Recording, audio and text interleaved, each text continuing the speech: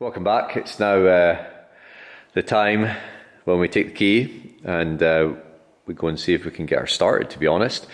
So the engine is all back in, as you would have saw in the previous video. I've got the engine oil in, I've got all the cables that I can remember connected, and I've also double checked evolution, got the fuel lines, and I haven't put on the air conditioning pipes, and I haven't put in any coolant yet or connected those hoses together, just simply because I just wanted to see if the car would start for a quick fire before doing all that, because if there is problems, then obviously I might need to take the engine out, but hopefully not.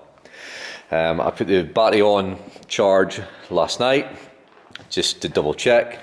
So my other charger has suddenly stopped working, so I've just raised a warranty claim on that because it's less than a year old, and I've had this on charge the whole night. So we'll go and get that battery connected, and then we'll jump in the cab for the first time in nearly, well, over 2 years to get it started. So that's the battery connected. I'm just going to connect the charger again, just to give it a little bit of juice, just in case the battery doesn't have enough amps left in her. So we'll go and do that, and then we will jump in the cab because there should be power going to the dash. So we have, that's strange, so maybe this isn't a good sign after all. We have, that's flashing. Right, well, we'll put the key in. And we'll try and unlock it and lock it. So it's not locking or unlocking, unless the battery in the fob's flat. So we've got lights, got wipers, indicators. Headlights are working, so we'll go for a start.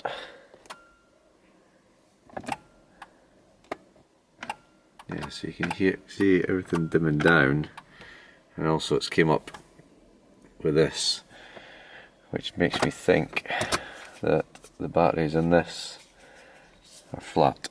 So I'll go and see what batteries it is, and I will come back again. So that's me back from B&Q. I didn't actually take the chip with the battery with me, and they didn't have the battery that I was needing. I've hit a bit of a brick wall. I've been onto Amazon and I've ordered another battery, but obviously it won't come until tomorrow. So what I'm thinking of doing is, because on the back of this chip it's quite easy, it looks like, to jump 3 volts onto that terminal there and that terminal, that side being the positive, that being the negative, just to see if it is the battery and immobiliser due to the fob being empty. So I'm away to try and find something that's 3 volts and get something onto it. Right, so I've managed to get 3 volts from an old Amazon Prime remote, just doing some jumps onto there, and when I did it, the dash did beep. So hopefully now we should be able to get something, but I'm a little bit concerned that this light is flashing on and off. I'm worried that there's something going on that's a little bit more sinister. So here we go anyway. It doesn't have the sign on anymore, so we'll go and start.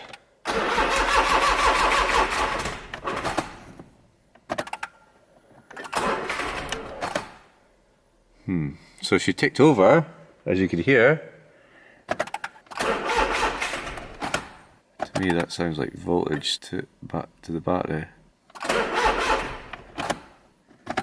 But I noticed the plug was a little bit, the cable was a little bit loose, so I'm just waiting to try it again, see if I can get something else. So ignition light's on.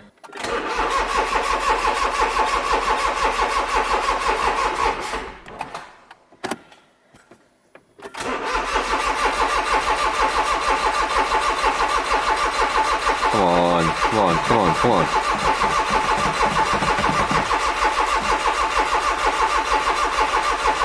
Come on.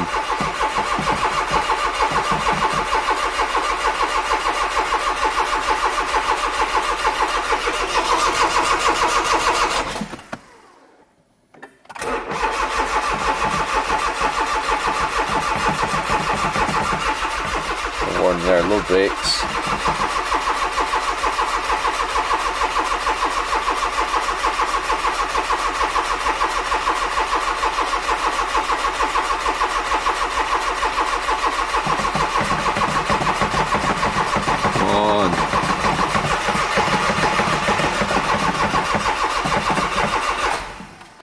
fuel in it. Maybe it's fuel from sitting for 2 years. Have I forgotten to plug something in, maybe? Maybe I've forgotten to plug something in. Right, let's just leave it and do some investigation. Right, I'm going to go off camera and I'm going to try and figure out why it's not starting. So I'm recording this on my phone. I don't know how good you can hear. I'll try and edit out the background noise of the diesel heater. But I've been looking online and I think maybe one of the issues is maybe I'm not getting fuel. So the way I'm going to check that is I've opened up the fuel tank hatch to see how easy it was to get out. Looking online, it's actually very easy indeed. But what I'm going to do first is I've taken off the fuel lines on the fuel pump, on the fuel filter, sorry, and I actually remembered I had a filter sitting for this, so I've disconnected it. I've dumped my 100 litres of fuel that it says online, and I'm just waiting to drop that out. And then before I connect everything up, I'm going to turn the pump on and see if fuel comes out. Obviously, if fuel comes out, then I know that the fuel pump is pumping. If not, then I'll need to open up the fuel pump and see if it's a sticky motor, which seems to be quite a common problem if there's water within the fuel tank. So I'm just waiting to slide this out and then get the new one in. Right, so that is the new fuel filter in. Like I say, I've left the hoses off because I'm away to check if there's fuel coming out with this. And because I'm here on my own again, I'm just going to set this up, and then I can watch back the video as well. So I'll just leave you there. Hopefully the phone doesn't fall and get covered in fuel.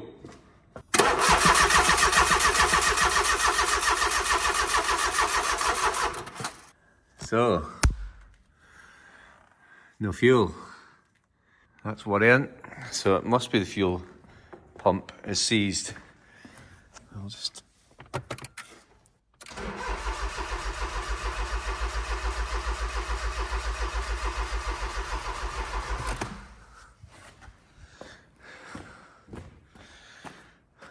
So, we have no fuel. So the next thing I'm going to do, I guess, is I'm going to take this ring off and pull the fuel pump and sender unit out, and then we'll see what's the situation there.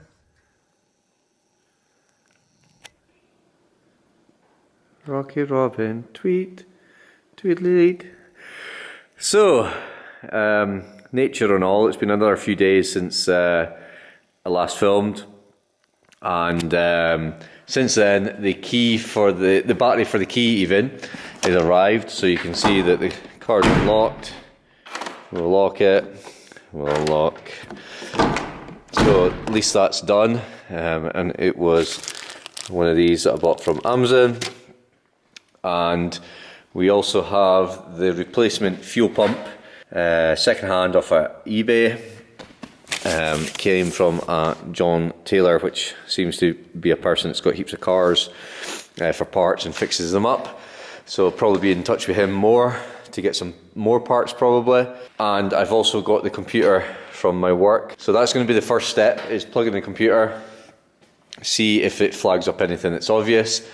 I'm also going to have a look around the engine to see if there's anything flagging up that is missing and so on. And if there's nothing detected, one thing that I would like to actually do is maybe take this ECU off the side of the airbox and actually open her up to see if there's any water ingress, and maybe even do the same with the SAM unit. I have checked all the fuses, there's none blowing whatsoever, but I would like just to double check that there's nothing obvious, that there's been water ingress or some greening and so on. So yeah, but first off, let's get the...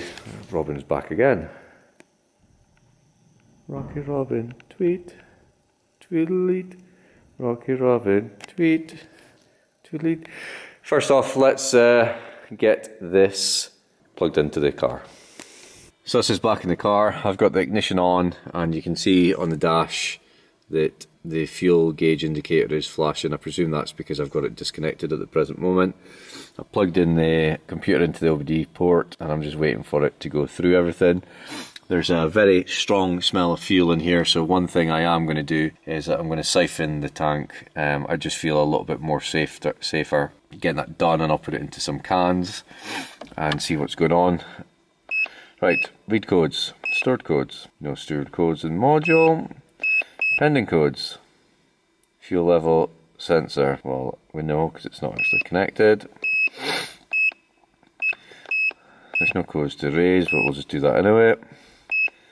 So I couldn't find any clear faults on the computer, but the first thing I want to do is I've removed the cover for the fuel tank again, and I want to actually siphon some of this fuel out. I just feel nervous that obviously something's not right with the car, and there's a lot of, and it's, you know, you can see it's a full tank. Also, I've dropped the O-ring for the seal down into the fuel. So I'm going to use this siphoner, fill it up, and then put it into these fuel cans, and I'll use it on the farm. So I'm going to do that just now, and then we'll get back into what we're going to do to try and find what's wrong with everything. You can see the fuel going in. I've only got the small tube on, I can't actually find the bigger one, so it's going to take a bit of a while.